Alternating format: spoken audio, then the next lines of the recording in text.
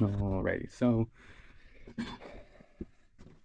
main floor is there. You come up the stairs, and first room to your left. What we did in here, nothing in this was grounded, not even this outlet. So now it is grounded. So we pretty much ran power to this outlet. The original switch was right there. They had requested that we move it to this location, so we did. So that's the new switch. We had to update the wires from this switch as well, the switch leg. It was tied in with that knob and tube. So updated that wiring, brought a new switch leg. We have power on the other side of that, but that's going straight to the switch. This three-way had to get updated. We brought power to this switch, but for some reason the switch on the bottom wasn't getting any power. Still had the old cloth 14.3 in there, so we swapped it out with a updated wiring, and that seemed to do the trick. So we have a new line from this switch down to the bottom switch for the three-way, and then we have power coming to this switch and then going up to the switch leg for this light right there. So this is now grounded and updated.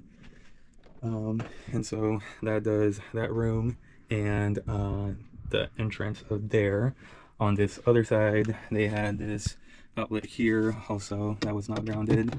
That is now updated and is grounded. Inside over here, grab a plate.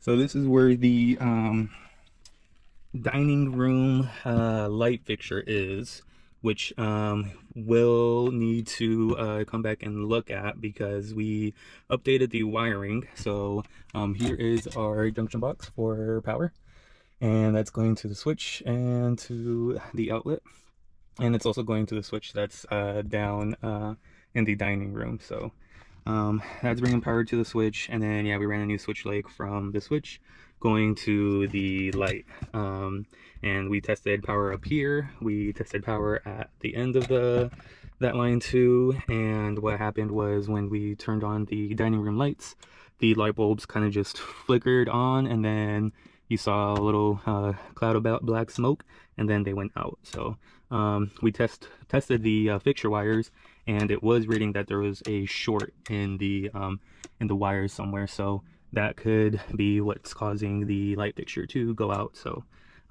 they were a little unhappy that it was the light fixture, not so much the wiring, but they needed to update the wiring for the light fixture. And also that light fixture didn't have a box, and that goes for all these lights up here actually. So that one didn't have a box, and we needed to add a box in there, and then the one in that room also didn't have a box, and that needed to be added in there.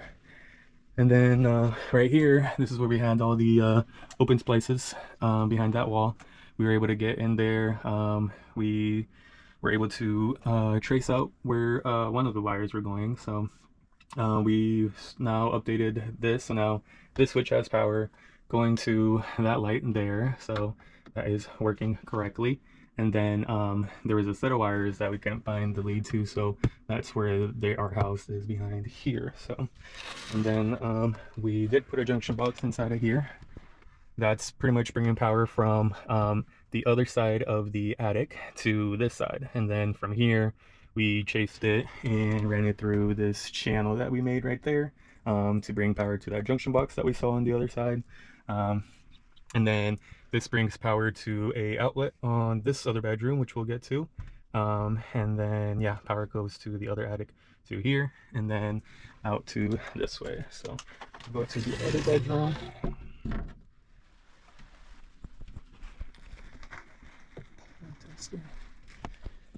Okay, here is another bedroom. This one we had 3 outlets in here, 2 on the side of each bed, and those were also ungrounded. And on the these were on a separate circuit actually. These were on the same circuit that was the outlets downstairs, but since they were connected, we had to unhook those up, and then these are now on the circuit with all the upstairs. So there's one circuit for the whole floor up here. So that we pretty much brought power to the outlet behind here. So that was like our starting point, and then from there daisy chained onto the other spots. So home run goes from here down, panel is along this side of the wall, goes up, hits there, goes from there goes up, and then it kind of goes and distributes along the wall. Here's the other outlet here, also ungrounded, hooked up to knob and tube. That is now corrected, and no more knob and tube in there. So there's that. And then this also was still hooked up to knob and tube. Didn't have a box also, and so we had to get the special box that supports the ceiling fan. So that has that box in there, and it also now has the updated wiring with the ground coming from this switch here. So that pretty much does everything that we did in up the attic area. So no more knob and tube wires going to any of the outlets that we did. So everything is updated, and nothing has anything that is not grounded.